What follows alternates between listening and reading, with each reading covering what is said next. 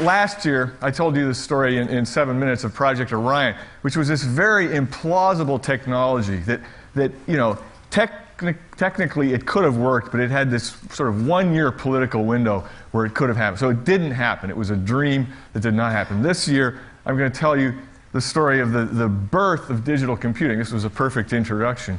And it's a story that did work. It did happen, and the machines are all around us. And it was a technology that was inevitable. If the people I'm going to tell you the story about, if they hadn't done it, somebody else would have. So it was sort of the right idea at the right time. This is Baricelli's universe. This is the universe we live in now. It's the universe in which these machines are now doing all these things, including changing biology. I'm starting the story with the first atomic bomb at Trinity, which was the Manhattan Project. It was a little bit like TED. It brought a whole lot of very smart people together. And 3 of the smartest people were Stan Ulam, Richard Feynman, and John von Neumann. And it was von Neumann who said, after the bomb, he was working on something much more important than bombs. He's thinking about computers. So he wasn't only thinking about them, he built one. This is the machine he built. He built this machine, and we had a beautiful demonstration of how this thing really works with these little bits. And it's an idea that goes way back. The first person to really explain that was Thomas Hobbes, who in 1651 explained how arithmetic and logic are the same thing, and if you want to do artificial thinking and artificial logic, you can do it all with arithmetic. He said you needed addition and subtraction. Leibniz, who came a little bit later, this is 1679, showed that you didn't even need subtraction. You can do the whole thing with addition.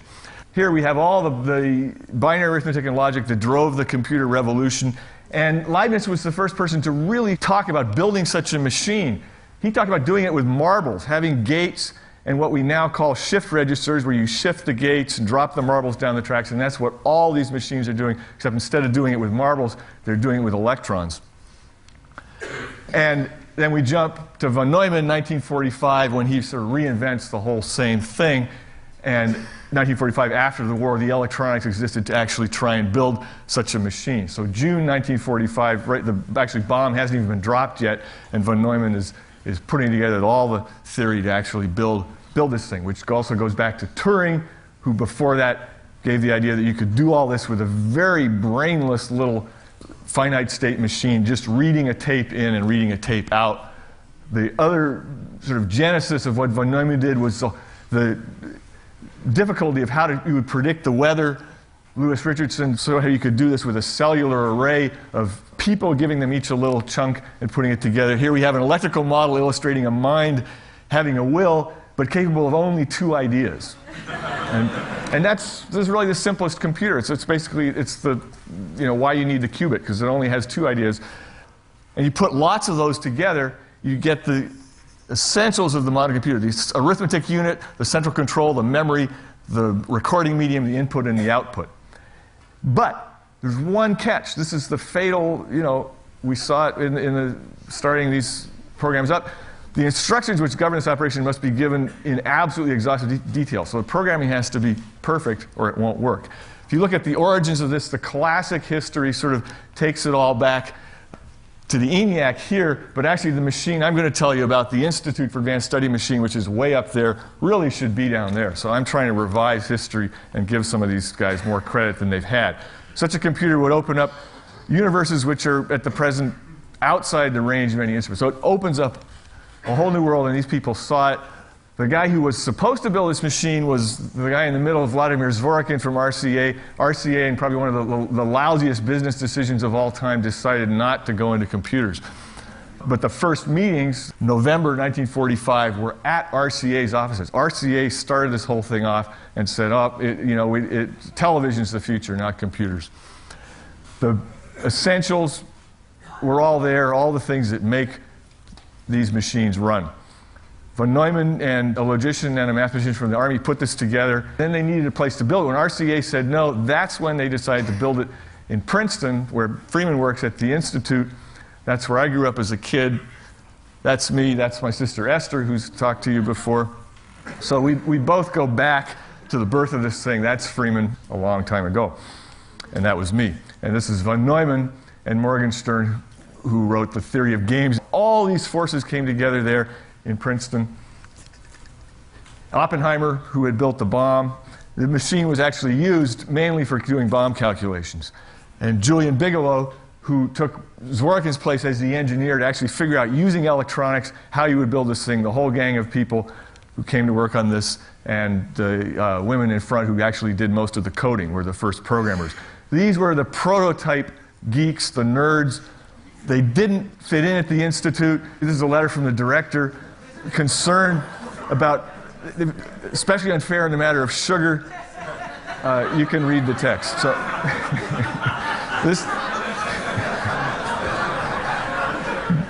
this is hackers getting in trouble for the first time. So these were not theoretical physicists. They were real soldering gun type guys, and they actually built this thing.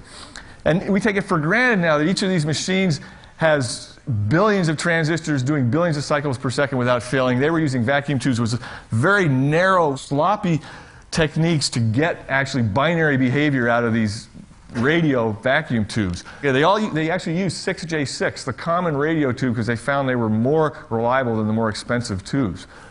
And what they did at the Institute was publish every step of the way. Reports were issued so that this machine was cloned at 15 other places around the world. And it was the original microprocessor. All the computers now are copies of that machine. The memory was in cathode ray tubes, a whole bunch of spots on the face of the tube, very, very sensitive to electromagnetic disturbances. So there's 40 of these tubes, like a V40 engine running the memory. The input and the output was by teletype tape at first. This is a wire drive using bicycle wheels. This is the archetype of the hard disk that's in your machine now. Then they switched to a magnetic drum. This is modifying IBM equipment, which is the origins of the whole data processing industry later at IBM. And this is the beginning of computer graphics. The graphic beam turn on this next slide, that's, as far as I know, the first digital bitmap display, 1954. So, but Neumann was already off in the theoretical cloud doing abstract sort of studies of how you could build reliable machines out of unreliable components. Those guys drinking all the tea with sugar in it were writing in their logbooks trying to get this thing to work with all these 2,600 vacuum tubes that failed half the time. And that's what I've been doing this last 6 months, is going through the logs. Running time 2 minutes, input output 90 minutes. This includes a large amount of human error. So they're always trying to figure out what's machine error, what's human error, what's code, what's hardware. That's an engineer gazing at tube number 36 trying to figure out why the memory's not in focus. You had to focus the memory. Seems okay. So you had to focus each tube just to get the memory up and running, let alone having, software problems. No use, went home. Impossible to follow the damn thing. Where's the directory? So already they're complaining about the manuals. Before closing down in disgust, the general arithmetic, the operating logs, burning lots of midnight oil. MANIAC, which became the acronym for machine, mathematical, numerical, integrator, and calculator, lost its memory. MANIAC regained its memory when the power went off. Machine or human? Aha! So you figure out it's a code problem, found trouble in code, I hope. Code error, machine not guilty. Damn it, I can be just as stubborn as this thing.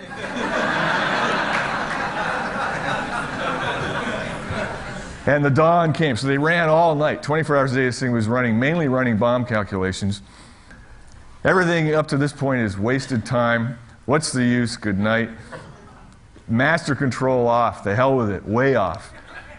Something's wrong with the air conditioner. Smell of burning V-belts in the air. A short, do not turn the machine on. IBM machine putting a tar-like substance on the cars. The tar is from the roof. So they really were working under tough conditions. Here, a mouse has climbed into the blower behind the regulator rack, set blower to vibrating. Result, no more mouse.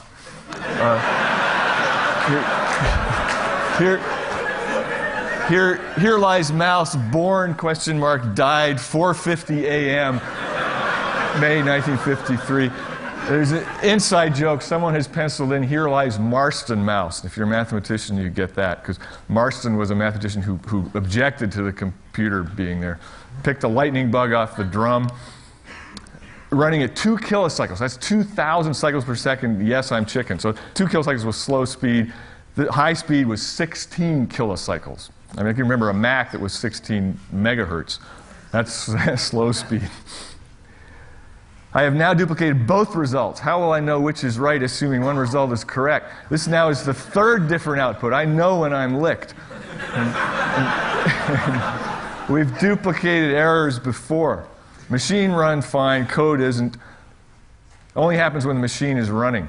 And sometimes things are okay. Machine, a thing of beauty and a joy forever, perfect running. Parting thought, when there's bigger and better errors, we'll have them. So nobody was supposed to know they were actually designing bombs. They were designing hydrogen bombs. But someone in the logbook late one night finally drew a bomb. So that was the result, was Mike, the first thermonuclear bomb in 1952. That was designed on that machine in the woods behind the Institute. So von Neumann invited a whole gang of weirdos from all over the world to work on all these problems. Baricelli, he came to do what we now call really artificial life, trying to see if in this artificial universe, I mean, he was a viral geneticist way, way, way ahead of his time. He's still ahead of some of the stuff that's being done now. Trying to start an artificial genetic system running in the computer his universe started March 3rd, 53. So it's almost exact. It's 50 years ago next Tuesday, I guess. And he saw everything in terms of, he could read the binary code straight off the machine. He had a wonderful report. Other people couldn't get the machine running. He always worked for him. Even errors were duplicated. Dr. Baricelli claims machine is wrong, code is right. So he designed this universe and ran it. When the bomb people went home, he was allowed in there, and he would run that thing all night long, running these things. If anybody remembers Stephen Wolfram, who reinvented this stuff. And he published it. It wasn't locked up and disappeared. It was published in the literature. If it's that easy to create living organisms, why not create a few yourself? So he decided to give it a try, to start this artificial biology going in the machines. And he found all these, he sort of was like a naturalist coming in and looking at this tiny 5,000 byte universe and seeing all these things happening that we see in the outside world in biology. Those are some of his generations of his universe. But they're just going to stay numbers. They're not going to become organisms. They have to have something. You have a genotype and you have to have a phenotype. They have to go out and do something. And he started doing that, started giving these little numerical organisms things they could play with, playing chess with other machines and so on. And they did start to evolve. And he went around the country after that. Every time there was a new fast machine, he started using it and saw exactly what's happening now, that the programs, instead of being turned off when you quit the program, you'd keep running, and basically all the sort of things like a Windows is doing, running as a multicellular organism on many machines. He envisioned all that happening, and he saw that evolution itself was an intelligent process. There wasn't any sort of creator intelligence, but the thing itself was a giant parallel computation that would have some intelligence. And he went out of his way to say he was not saying this was life-like or a new kind of life. It just was another version of the same thing happening. And there's really no difference between what he was doing in the computer and what nature did billions of years ago. And could you do it again now? So when I went into these archives looking at this stuff, lo and behold, the archivist came up one day saying, I think we found another box that had been thrown out. And it was his universe on punch cards. So there it is 50 years later, sitting there, sort of suspended animation. That's the instructions for running. This is actually the source code for one of those universes. And with a note from the engineers saying they're having some problems, there must be something about this code that you haven't explained yet. And I think that's really the truth, that we still don't understand how these very simple instructions can lead to increasing complexity, and what's the dividing line between when that is lifelike and when it really is alive. These cards now, thanks to me showing up, are being saved. And the question is, should we run them or not? Could you get that running? Do you want to let it loose on the internet? These machines would think they're the these organisms, if they came back to life now, they've died and gone to heaven. There's a universe. My laptop is 10,000 million times the size of the universe that they lived in when Baricelli quit the project. So he was thinking far ahead how this would really grow into a new kind of life. And that's what's happening. When Juan Enriquez told us about these 12 trillion bits being transferred back and forth of all this genomics data going to the proteomics lab, that's what Baricelli imagined, that this digital code in these machines is actually starting to code. It already is coding for nucleic acids. We've been doing that since we started PCR and synthesizing small strings of DNA. And real soon, we're actually going to be synthesizing the proteins. And like Steve showed us, that just opens an entirely new world. It's a world that von Neumann himself envisioned. This was published after he died, his sort of unfinished notes on self-reproducing machines. What it takes to get the machines sort of jump-started to where they begin to reproduce. It took really three people. I mean, Baricelli had the concept of the code as a living thing. Von Neumann saw how you could build the machines that now, their last count, 4 million of these von Neumann machines built every 24 hours. And Julian Bigelow, who died 10 days ago, this is John Markoff's obituary for him.